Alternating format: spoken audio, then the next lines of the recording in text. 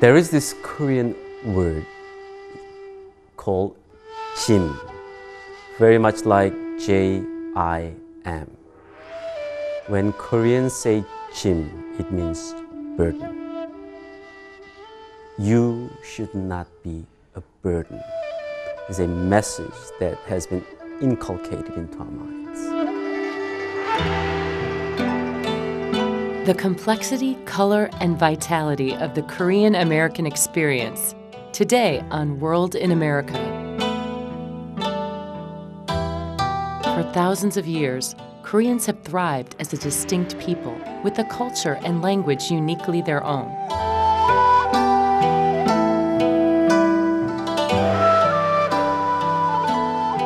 In the 20th century, the aftermath of occupation and war left Korea divided and torn. By 1953, two countries stood on one ravaged land. Soon, however, many Koreans would turn their plight into a drive for excellence. From the ashes, South Korea was reborn. A world away, Korean Americans would be hailed an immigrant success story. On this episode, we'll meet Korean Americans from different walks of life to learn their take on a remarkable picture. Dr. Kil Jae-yi came to the U.S. 30 years ago.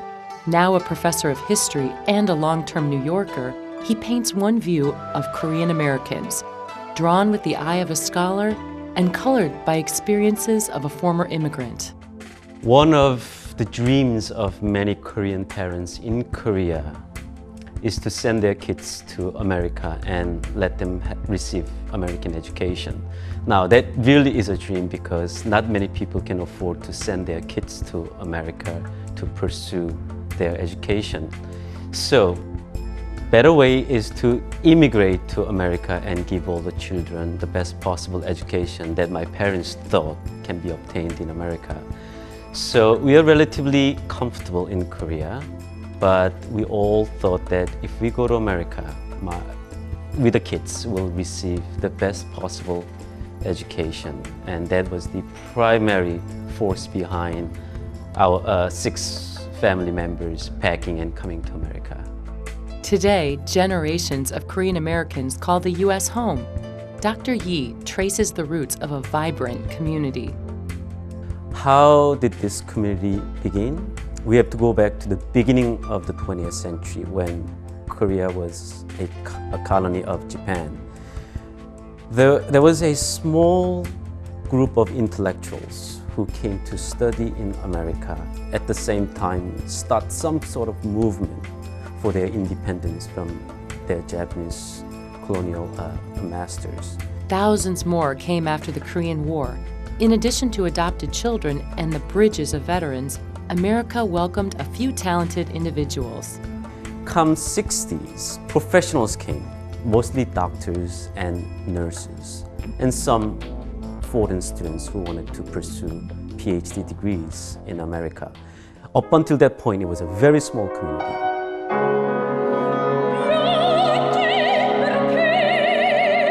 Miss Ok-ja Lim has music in her soul. Years ago, she left Korea in pursuit of education. A graduate of Juilliard, Lim has graced opera stages across Europe and the United States. The acclaimed soprano remembers a time when things weren't so effortless. When I left my country at the time, it wasn't easy to go abroad to study, and lots of preparation, legally also, restriction. But tough time, we had it, but we had a strong faith in ourselves and in God. I said, just lead us in the right place.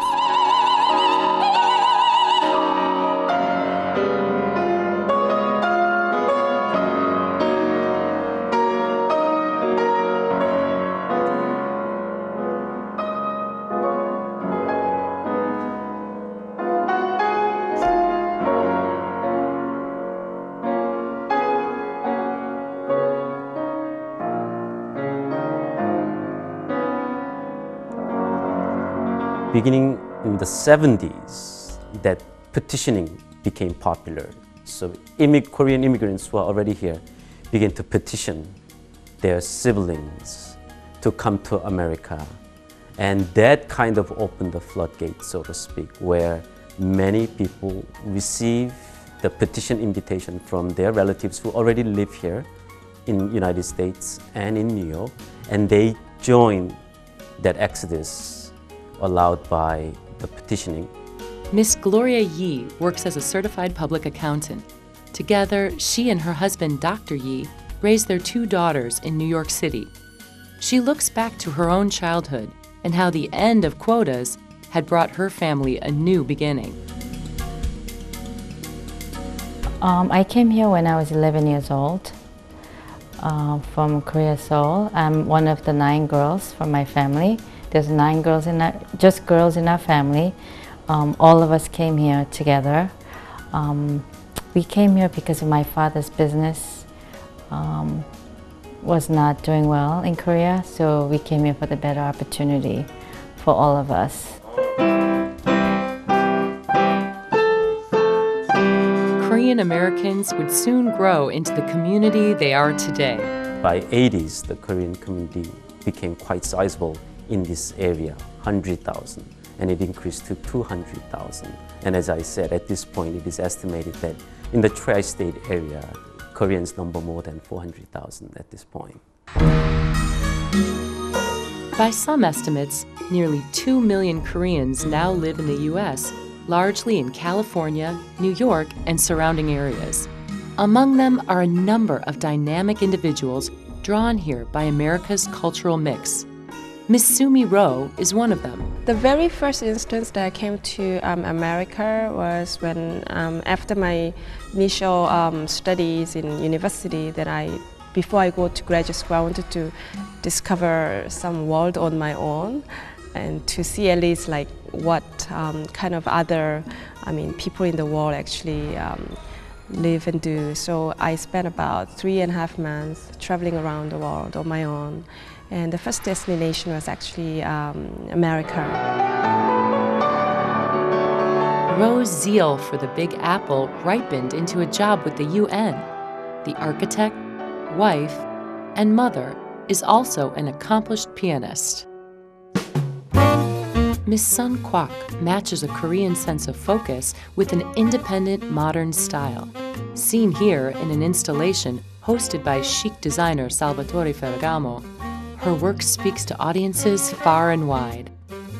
I came here 14 years ago to study, and the reason why I came here to experience broad cultural experience as an artist. Back then I thought that the art in America is the center of the world, so I wanted to go directly to the center. Making your way in a new country doesn't happen overnight. Koreans forging ahead in America often face a number of challenges. The first major shock was the language. I had 2 years of relatively primitive English instruction, and my English was not adequate. It was not enough. First of all, I didn't understand English at all, so I didn't speak a word of English. And we were staying with our cousins who were born here. I can communicate, still I can communicate, but still I can't really fully explore my thoughts and ideas. And also the nuance of the language, it's hard to catch. Let me give you a good example. I landed in the airport and I wanted to go to the bathroom. And I asked people, where is WC? And that's how I learned that bathroom is WC, white closet. So I went around asking people, WC, WC, and no one was able to tell me what WC or where WC is actually. So it was quite a painful experience starting from the airport. The larger issue was language. Past the hurdles of language, many run into stereotypes.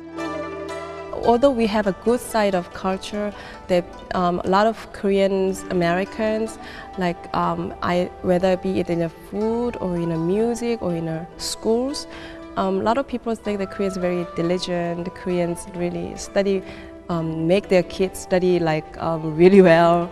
Koreans are known to be very diligent, and they are very hardworking as well as very hard studying people. And I think those positive prejudices are valid. Koreans came here not with a whole lot of money in their pockets or bank accounts, but with modest means. And you can tell that, especially in New York City, there are a lot of Korean-owned and operated shops. And they literally change the way we buy and consume things. Most of the Korean shops open 24 hours. That could be perceived as a sign of diligence. It could also give off a wrong impression that Koreans, all they wanted to do is make money. But one thing is quite clear, that because of these shops that are open 24 hours, 365 days, we can just go out, walk out into the street and any time of the day or night and buy what we want and what we need. Despite certain setbacks, Korean Americans have worked hard to turn negatives into positives.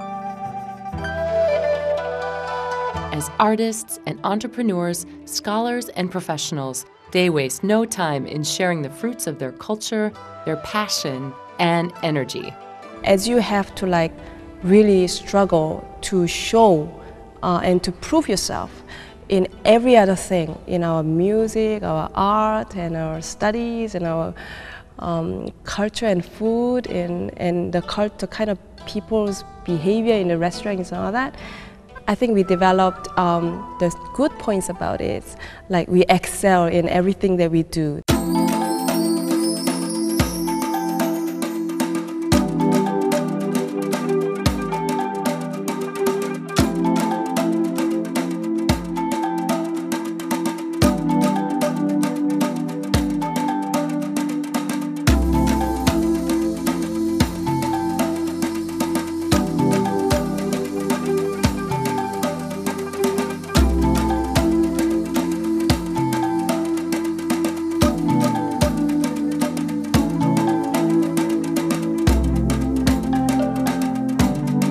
For my American or European friends, first of all, they like to get to know our culture first. The culture means our tradition, music, and food, and costume.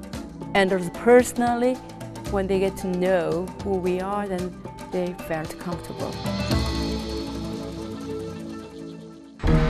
안녕하세요. 큰집 레스토랑 큰집 식당 박혜화입니다. She said 안녕하세요. That means in English, hi or how are you? And her name is Hewa Park. At Kunjip, authenticity starts at home. Kunjip is Korean for older brother. Stop by this Manhattan restaurant and hospitality takes on a new meaning. Owner Miss Hewa Park makes every dish with mother's care. She and her daughter, Miss Christina Yang, reveal the spice and sizzle of one heartfelt cuisine. When we think of the Korean food in the United States, is that the rice, basically rice and some spicy soup, and a lot of side dishes, which includes the kimchi and a lot of vegetables, and sometimes there's fish, and also the barbecue, which is like bulgogi or galbi, and fish, and lots of vegetable dishes. 이거는 돌솥에 This is steamed rice in a stone pot, hot stone pot. These are the kimchi, radish. This is radish. This is cabbage. These are all the vegetables. This is a bulgogi.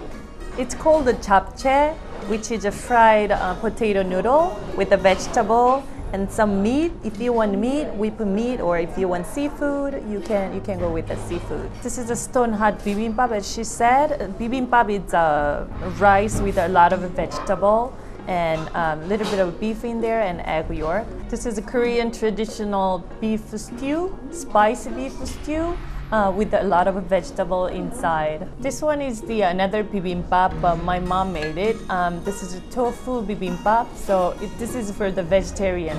This is another bibimbap. This is a stone hot, the squid bibimbap. This was created by our customer, Steven, but he said it's like a Steven squid bibimbap. It's called sundubu jjigae. That's a tofu soup. It's made with the seafood and a little bit of vegetable. This is called a doenjang jjigae. It's a bean paste soup, but in Japanese, you know, the miso soup. It's like a miso soup. This is a grilled fish, grilled mackerel. Yeah, we serve this the fish for the breakfast mostly. It's really good. Thank you. Thank you. Ancient and varied, the traditional music of Korea excites and inspires. There are instruments that shimmer and songs full of comedic folly.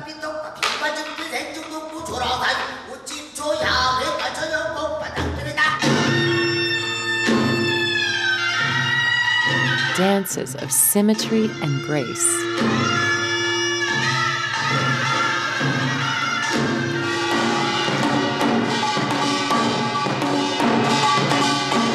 Meet whirling celebrations of a farmer at harvest.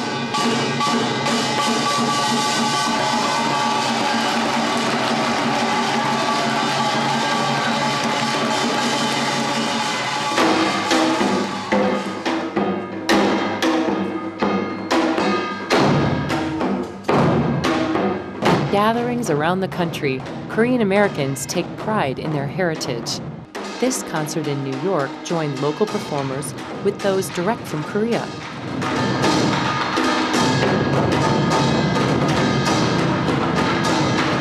The dance is known as bukchum. They play the drums of ecstasy. The music and motion invoke the harmony of creation.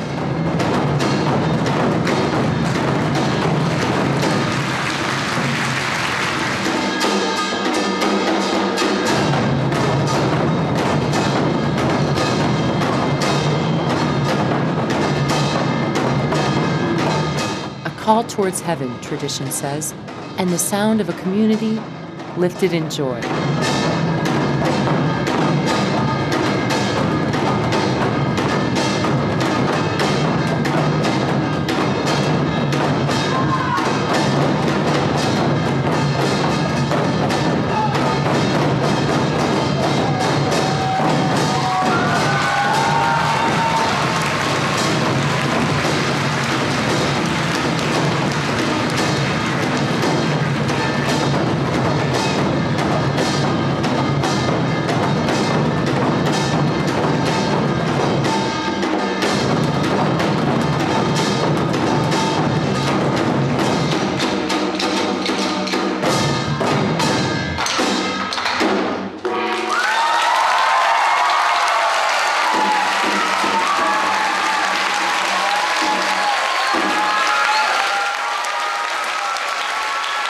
I think, to me personally, culture already starts from what you feel inside and how you reflect or radiate what you feel inside. That as in a group, it sort of radiates to the third party who perceives you or the whole Koreans themselves. Beyond festive displays and bright holidays, Korean Americans honor the deeper hallmarks of their culture. Language is one, commitment to family, they say, is another. The importance of respect for elders. That's very, very important. And sometimes it can be a point of contention between the first generation Koreans and second generation younger Koreans. In old days, the grandparents and grandchildren, they all live in the one house and they have a respect for elderly people. I feel that there is a problem or this idea about the notion of the filial piety that we were taught and we were taught to, we were brought up to respect. It's in a way, unfortunately, it's like eroding away. The expression, I am tired, as a parent, has no bearing on my children. When they wanted to go play in the playground, my urgent plea that I am very tired does not register in their mind. You know what their response is? You are tired, but we are not. So we'll enjoy it, so let's go to the playground. So suppose my father came home and said, I'm very tired. I'll fetch him a glass of water. And I'll volunteer to do massage. And I'll try to make him feel better. However, for my kids, although they are very generous with helping me in many other areas, when it comes to their individual happiness, mine comes second, third, or behind to their individual happiness. I think that's a kind of, little subtle example, but I think it can be found in many homes of Korean American community. Families must also tackle broader issues of identity. In this kind of mixed society already in the family, starting from family, it's always a challenge because my little boy comes to me, asks me about like, oh, in school I learned that like I can do this kind of thing. Like, why do I have to do it in a Korean way? And we sent him to like Korean school for a weekend, Saturday school. He says, I want to go for like swimming. I want to go for like birthday party, which is like big thing for a 5-year-old. But then we say, he says, why do I have to speak Korean? Why do I have to go to Korean school? But he gets all like high when we go to like watch the World Cup or this Korean community. Then he raised his flag really with pride. You may keep your American personality and character, but you have capacity and ability to add more. We're not asking you to choose sides. We are asking you to hold the two precious gifts on your hand simultaneously. In the search for balance, Korean Americans aren't alone. As Ms. Rowe and the others remind us, making the most of our diversity is a challenge society faces as a whole. Like certain parts of America, I felt there was pretty closed up.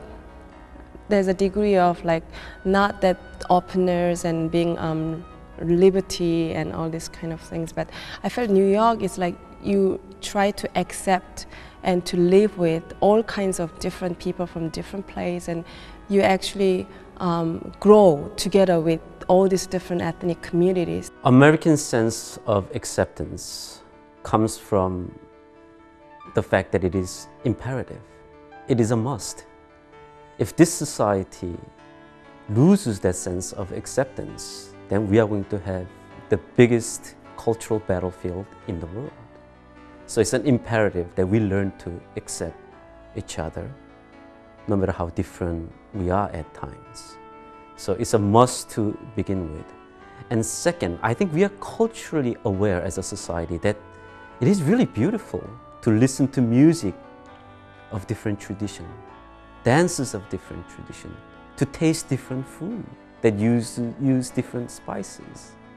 So I really do feel that, generally speaking, as a population, Americans do have capacity to taste and try different things, more so than the societies that I have been to.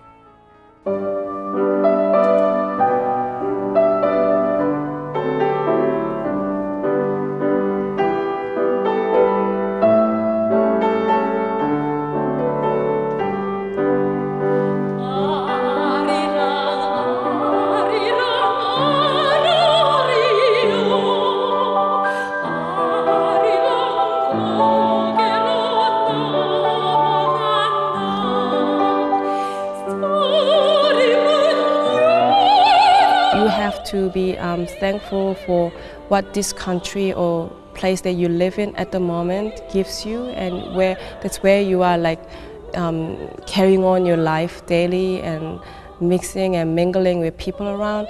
But also there's something that actually you came from, like not really, even if you're not born here, it's something that you carry yourself, and I think that really makes you a rich person in both identity and the way you think, the way you eat, the way you behave, the way you live and talk to people.